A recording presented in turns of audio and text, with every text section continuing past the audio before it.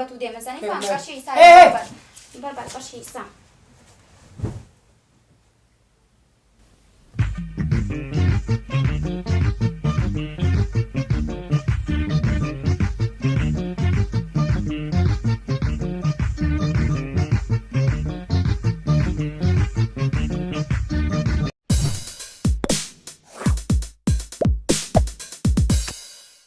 السلام عليكم ورحمة الله وبركاته. كبجنتو تفضلتو تكين أجر جرتو بكجرتني تنجين كين كواجاتي بكجلالة سناقو جتشا دران درسي وسقوبي كين نيجالين سلام تكرر يبدي. السلام عليكم ورحمة الله وبركاته. كبجنتو تفضلتو تكين يوم دكيس سنو بعنا كانوا جرتني سنين جرا كويا هرا كوما أجرتن جلكبا فيديو جلكبا رت دعوتني ترجعني أبدي قدك أبنا جالتو بكيسين درجرتو منا كين فيني أس دوانا كان جرتي شرا جولة ولين جرا تجرتي أنا مصطفى نمو السنة جرت شرا كوتا أما رتن ورقتن كان شرا أجايب أقول أبدي كبجنتو تفضلتو تكين وسو غافي deebii isin nuun jettan sanillee osoo hin gaafatini osoo waan takka hin gaafatini hin durecha anniqsuu qabaa.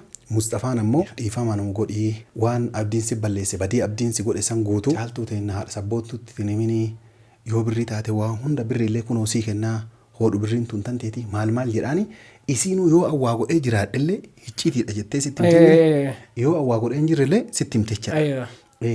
Akkasitti bifa adda addaatiin yoo durbumaallee irraa fudheera jedhaa maalidha kanaaf haadha sabbootutti nimin hoodhu birrii tana fudhadhuuti afaan kan keetiin cadhii maal Mustafaan jedhaani bakka ani hin jirretti kaameraa dhoffatee jechaadha waan isin jettuun waliin laaltanii jechaadha.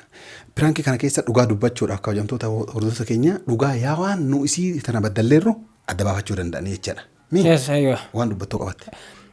Atu fitti jirta wanni dubbadhuleen jiru akkasitti waan isin jettu durbumaallee sirraa fudhateera jedhaan inni himeera saahiba kiyya wanta kanan dho'isu garuu ammoo kana dura osoo haadha sabboontu itti dhayxee booda yookaan maqaan hin balleessin furmaata itti goonaa waan keellee xiqqoo waan asii fuunee jedhaa walumaa gala. Inni natti himeera taana. Inni dhibbaan na himee jira anaaf inni tokko icciitiin teenya tokko atillee ammoo nuun yoo waan kana. Furmaata itti godhuu dandeenya yoo himattellee yoo namallee fakkeenyaaf haadha sabboontutillee himatte wanni nu gootu hin jiru laakiin ammoo maqama nu balleessuu taati kanaaf ammoo nullee galata keellee beeyni mallaqoo illee xiqqoo waa si kennine akka dhiifamallee nu gootu sharafni keellee ammoo akka alambaane namnumaan biraatu yoo si dhagaye siin arrabsaa boodarra kanaaf ammoo asuma gamma lafa sanaa cufnuu jedhaan jechuudha. Kanaaf ammoo qophii keenya ka xumuraan wajjin turaa affeerraa kootii itti milkoomnaa itti banaa. Waan isin jettulle kan waliin laallu ta'a. Waliin laalla ana magara suuqaa deemaa kaameraa Mustafaadha dhossinee atamoo yeroo ambaay sitta jama koottuma jetteeni ijoollee keessaa soomta jira. Kana gadhuma sagantaa keenyaa nu hordofaan affeerraa kenna. Seen maal qaqaafate? Maal? Maal yoo mana yaamta? Taa'i. Maal keessummatta? Jirta?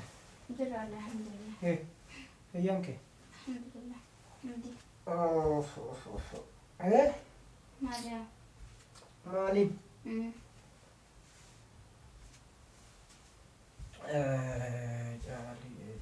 Maal yaa? Maal yaa uffufettee bar? Waan xiqqoo ati biyyatti sila jaalalli ni qabda? Kan waadaa wayii fa'aa wajjin qabdanii? Bakkee waadallee wajjin qabna namaan qaba laakiin. Waadaa wajjin qabdanii wal fuudhuuf karoora fuulduraa jechuudha. Hin qabdanii? Alhamdulillah haga wayyaa nu baafte. Ati jechuun mucaa dabeessa keenya kana amma waan inni baballeesse hunda barnaa himee silaafuu namni maal mammaakamaatu mammaaka oromootu dabeessi dhalatiin dhalatullee hin guddatinii jira beeta. Waan balleesse waan si balleesse guutuu naa himeera naaf isa jidduu ciituun hin jirtu. Maal si hime? Ati walumaa galaan waa hundaan himeera jira beeta wanni na dhokate tokko hin jiru. Garuu ammoo wanni xiqqoo itti raahaan xiqqoo na seente maali beeta? Bakka itti waadaa nama si eeggatu hin qabne san jechuudha. Mallaqa kanallee qabne qabiqqee cadde qaba. Waa hunda na himee jira mucaan jechuudha. Waa hunda ati asoof dirqamaan fedhii keentee waan xiqqoo kilaasirra raawwatellee naaf himee jira. Garuu immoo wayyaatillee silaa nama waadaa qabduuf silaa nama waan inni balleesse san eeyduun eegan qabaannee akka tokko wayyaadha dhiyaata. Garuu immoo kan waan hunda yeroo dura jechuudha. Waan kan amma naaf isa qofa malee namni beeku hin jiru tamaan. Atis ammoo yoo baatee yookaan maqama isaatu balleessuu yaalii gootee yookaan maqama wanni taate keellee sharafni keellee ni badatama. Kanaaf ammoo akka namni tokko jechuun himne dhiifamallee nu gooteetuma isaallee dhiifama gootee nama gowwaa ofii abbamu gorfatanii ba'itaa miree inni gowwaallee ta'u. Walumaa galaan jechuudha. dhiifamaan si gaafataadhaan bakka inni hin jirre jechuudha. Dhiifamni immoo maalirraa? Jechuun kan inni naaf himee jira akka giddiin qabee durbummaa sirraa fudhatee giddiin gudeedee maal taatee naan jedhee waa hunda naa himeera tamaam. Akkamitti kana siin jeessi hime inni almaan ammoo? Naaf hime anaafis jidduu icciitiin hin jirtu. Inni dirqiin si qabate dogongoraa namni dogongoree kasanii rakkoon qabu dhiifama qofa nuuf godhi jechuudha. Anatti numaan an goone kaa? Anama beeku waan si himu jira. Mustafa irraa qaanfattee nama biraa bira geettee jecha kana ol baaftu siillee sharafni keellee ni badanii beekan tamaam. Ati akkuma hunda inni naaf himeera. Atama inni keessa wanni naaf himeefu tokko fagoomaa isaa qofaaf himte tamaam. Keessa amma tan mallee halli kana nama hiriyyaa bira dhaabatee hiriyyaa fixa tamaam. Atama yoo asii baatee amma Mustafaan saahiba abdiiti asii yookaan waan dubbadhe nan dhiisu jettee nakki jibu uf jalaa haqe tamaam. Birriin tulillee ammoo ta'ettiin jallitu waan keessaa namni beekin walirrattuu dogongoree amma tunamma dhugaa feenaan jechuun so mallaqa horii nama biraati kennuu fedhe akka maariitti illee ni taatinu ammoo aarifummaan kaatillee afaan kee kana sururroo itti godhi jechaaf si kennaarra malee teeti haqa teeti tamaam. Inni akkana jeessi hime? Obboleetti yaloo samaati kijiba walirraa ijatee keessa laalee beekan. Haftiin waan an goone wallahi haftiin waan an goone. Oo atama durbummaa teetiin jirachuu feete amma. Wallahi haftiin waan an goone kan nan tunye. Ahaa rakkoon bar'asii si fakkaate amma fakkeenyaati yookaan waasi obaasee si tuqe akka amma inni naa hime hundallee naaf hin himne. Mucayyoo tasuma dogongoree durbummaallee silaafuu irraa fudhee naan jedhe atillee amma wanni na gammachiifte maali beektaa durbummaa teessi irraa fudhachuun isaa nama si beellama qabu waadaa namaa waan juraan qabneefati. Silaafuu nama biraatu sirraa fudhata yookaan itteellee beeki wayi warra keessanii galtaani dhiiruma fudhataami. Garuu ammoo dhiirri inni fudhate fakkeenyaaf laakiin ammoo dogongora ofiillee beekee waan keellee xiqqoo waan raasii kennate ammoo dhiifama qofa nuun godhe osoo gadi hin bahin siine. Almaan an goone kaa bilaash naa kan namuutu. Laa ati waa hunda nan dhoysiin siin jedhee baate narraa qaanfattee ni beeka laakiin ammoo yeroo takka takka wanni akkanaa kun nama hundatti ani obboleetti akka teetii qaba waan feetelee narraa qaanfatte inni waa hunda atta mallaqa kanallee isan na kenne jechuudha. Ani maahriillee hin jenne akkuma itti dogongore san isiinlee intala namaati. Maqaa kiyyallee balleessuu caallee anis maaf wanni ta'e walumaa galaan jechuudha. Walumaa galaan ati yoo feete atta ni gaa jibaallee si godhatee wajjin jiraannu jedhee atta keessallee xiqqoo na himee jira. An kan kaasu baana godhatu filmoo re'eeti. Ilmoo rikaa godhatanii dhageette asina. Ilmoo re'eeti kaaya akkamitti na kaasu baana godhata ilmi. Ilmoo namaati bar. Ilmoo re'ee ni godhatanii. Hin beekne ilmoo re'eessa. Atama durbummaaf maali maal jechuu kee irraa mucaan nan gudee inni Mucaan nan tunye. Wala kaloo! Inni isman na hime barcaaltu. Namatti nagaan fattelle ta'a. Manaaba dhabu kaa manaaba ta'uun dhabu waan zaahiraan nan tunye abdiin. Laa sirraa bees akkanuma laalee beekaa baraan mee harka ga'ee qaba. Mee akka garagalcha qaba nan tunye. Amantii fittiin qaba. Mee garagalcha. Amma sati waasee obaasuun oolu tamaam. Walumaa galaan kunillee mallee inni keeti halaali tamaam. Maallaqa? Maallaqa yaani isaas si kenne? Silaa kiyya fuudhee keessa sii kennaa isaa maaliin maraadhe? Akkanan godhee kasheen dubbana jeessi kenne? Itti miikaa aariifama ta'e narraa kadhadhu hatta ammoo beekii dhugaa feenaan jechuudha. Keessa wanni si kadhataa isa qofaaf illee miti atillee xiqqoo nama rarta. Tamaam buleetti dhalaa qaba. Yookaan ammoo ani akkam godha beektaa gabbee caaltuu abdiin hin tuyne garuu tuqe jedhee na hime isiin hin tuyne jettanii yaada kana irra kennadhaadhaan namaan. Asuma gabbee beeke.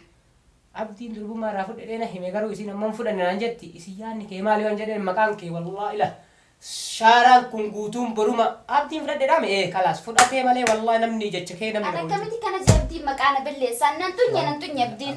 Yaa yoo tana shaayii wayiitiin fawaase nan tuyne nan jedhin kaasa ofitti nama. Ifitti namantii qabu sammuu xiyyetti. Immoo akkam jechuudha nama hin beeka akkanatti yoo beeku yoo laaluu jechuun naagala artema. Abdiin tanaan durallee akkas tanaan durbummaa qofa sirraa fudhachuu dhiisii mallaqallee sirraa nyaateera mee.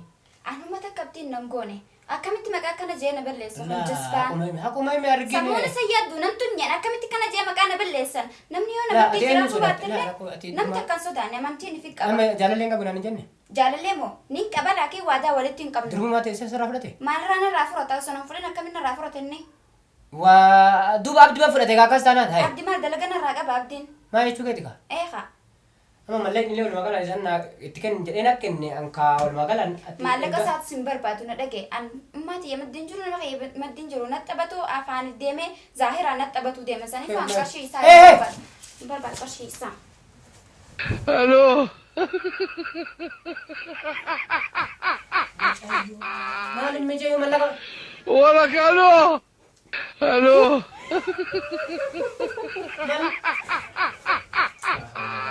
Mallaqa maal itti bitee? Wala kaloo! Piraakii yoo fudhatee addi maal maal.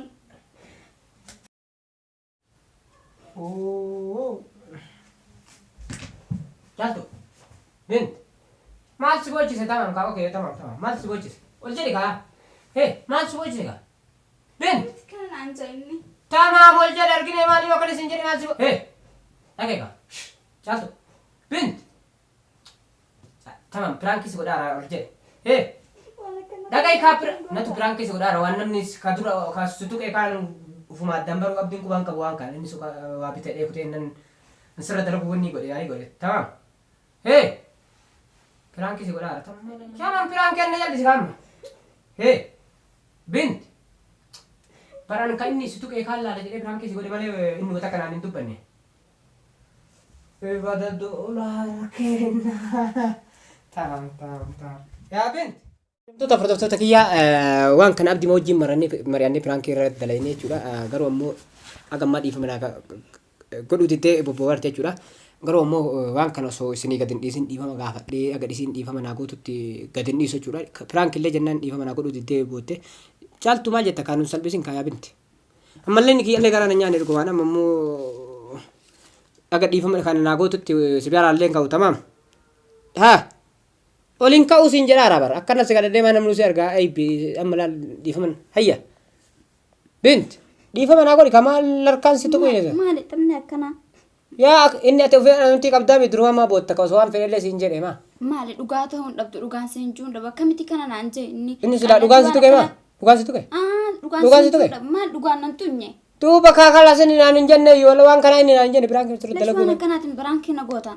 tamaam dhiifama naa godhi kaama walumaa galaan oke caaltu Bint please Anda galee nu jirte way si dubbannee ofii balleessinee hin taammalannee ne jedhi saara tamaam dhiifama Okay, kabajamtoota furdoftoota kiyyaa yeroo takka takka akkanuma haalli pirankii nama mijaa'aa yeroo takka takka nama mijaa'u walumaa galaan jechuudha anamma isii irratti illee dalagu garuu haga isiin dhiifama naa gootuuf waan kana gadi hin dhiisu jechuudha haga isin afoo kadhadhee illee argitanii kanaaf ammoo kaameraa kadhadhee jalumatti jigee akkuma namni kadhatu kadhadhee yoo dhiifama naa goote silaafuu achirratti gad dhiisee argitan jechuudha yookaan ammoo gadi hin dhiisu walumaa galaanii kanaaf kabajamtoota furdoftoota kiyya qophiin keenya karraa akka isinitti tole abdii qabaa qophii biraatti walitti dachaanutti assalamu alaikum warahmatullahi wabarakatuh garuu yoo nu aartan isin asillee asumaan dhiifama nu godhaa jechuudha agattii tana silaafuu wal rarrafachiisanii wal boochisanii hicciitii silaa dura namni waa jijjiidhaanii turellee baasuun jechuudha osoo waa jiraatanii isiinuu ni dudubbatte jechuudha xiqqaattu akka waan jirrellee akka asii isinii himne jirra jechuudha walumaa galaan akka hicciitii xiqqoo takka illee taatu isinii baase akka waan jirra walumaa galaan